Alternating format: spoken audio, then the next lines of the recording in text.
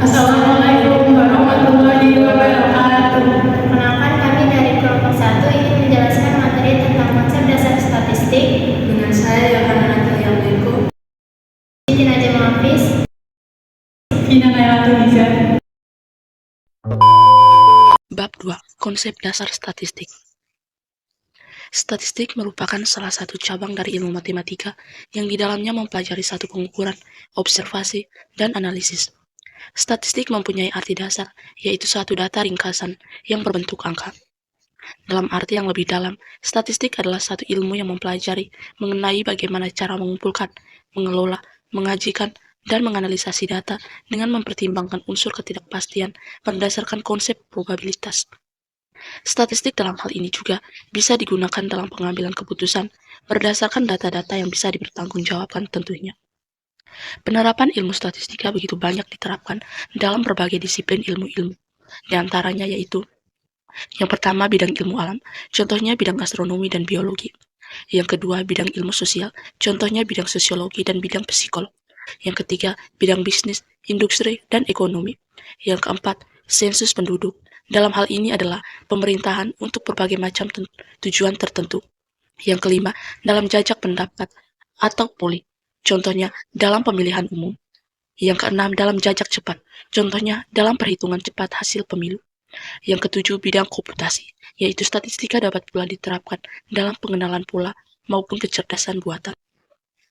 Yang berikutnya, tujuan dari statistika. A. Menjelaskan hubungan antar variabel. Dalam data kuantitatif, setelah data dikumpulkan, kemudian data tersebut diolah dan disajikan untuk pengambilan keputusan dalam suatu organisasi. B. Membuat keputusan lebih baik. Seseorang bisa menggunakan dan memperdayakan ilmu statistik dalam alat bantu sehingga menghasilkan keputusan lebih baik dari kondisi ketidakpastian sebelumnya. C. Mengatasi perubahan-perubahan. Globalisasi memungkinkan terjadinya perubahan dalam berbagai hal, tetapi data statistik dapat membantu dalam mengatasi perubahan yang terjadi. D. Membuat rencana dalam ramalan-ramalan. Perencanaan adalah serangkaian tindakan yang akan dilakukan di masa yang akan datang dan didasari pemikiran tentang kejadian-kejadian atau hubungan-hubungan di masa yang akan datang. Yang berikutnya, tahapan-tahapan statistik. Yang pertama, pengumpulan data. Terdapat dua cara, yaitu yang pertama data sensus, pengumpulan data dengan meneliti semua anggota secara keseluruhan. Dan yang kedua data sampel, mengumpulkan data dengan mengambil sebagian dari semua anggota. Yang kedua, penyusunan data. Menyusun data dengan rapi supaya mudah untuk dibaca secara visual. Dalam tahapan ini, ada 3 cara yang bisa digunakan, yaitu dengan mengedit, mengklarifikasi, dan tabulasi data. Yang ketiga, penyajian data. Tahap penyajian data artinya data yang telah disusun bisa disajikan dan disebarluaskan dengan mudah secara visual. Yang keempat, analisis data. Dalam analisis data, di sini digunakan untuk memperoleh gambaran secara keseluruhan dari data yang sudah dikumpulkan. Yang kelima, interpretasi data. Suatu data secara keseluruhan tersebut setelah memperoleh gambaran, maka perlu diinterpretasikan dengan baik agar memperoleh suatu kesimpulan yang benar. Gunaan dan fungsi statistik. A. Statistik bisa dijadikan sebagai pelaku ekonomi dan bisnis dengan alih membantu membuat keputusan dalam memperoleh suatu gambaran mengenai peristiwa atau keadaan yang umum maupun khusus. B. Statistik juga bisa bermanfaat dalam pengembangan dunia bisnis dan ekonomi dari waktu ke waktu mengenai kejadian atau peristiwa yang akan dan sedang terjadi.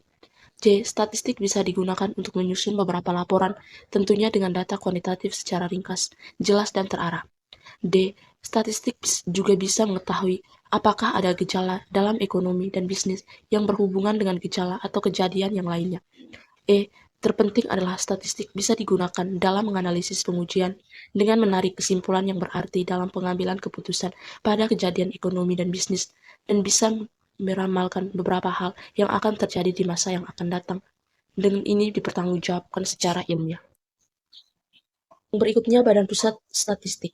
Di negara Indonesia, dalam menangani masalah-masalah yang berkaitan dengan statistik, pemerintah membentuk Badan Pusat Statistik atau BPS, yaitu suatu lembaga pemerintah no departemen, di mana bertanggung jawab langsung kepada Presiden.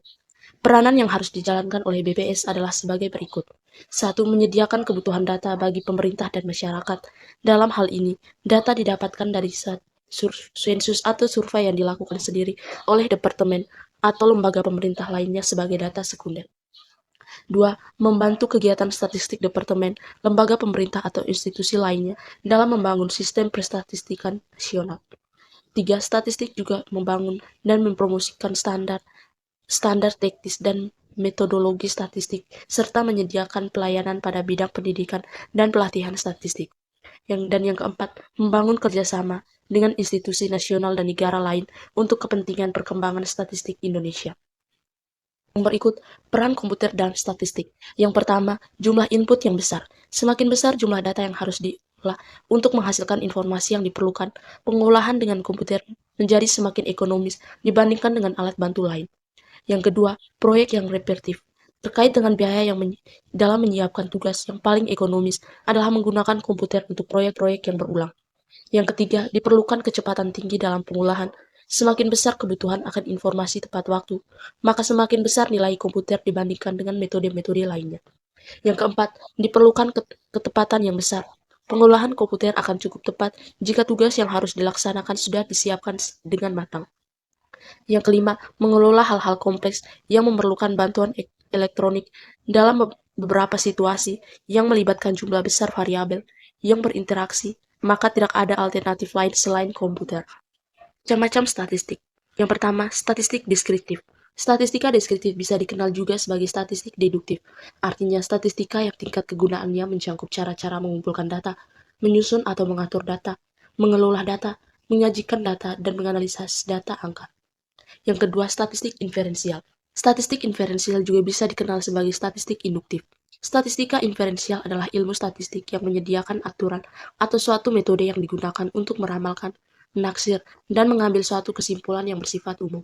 Statistika inferensial bertujuan sebagai alat praduga dari parameter populasi dan pengujian hipotesis. Yang ketiga, statistik parametrik dan non-parametrik. Statistika parametrik merupakan bagian dari statistika inferensial yang mempertimbangkan nilai dari satu atau lebih parameter populasi.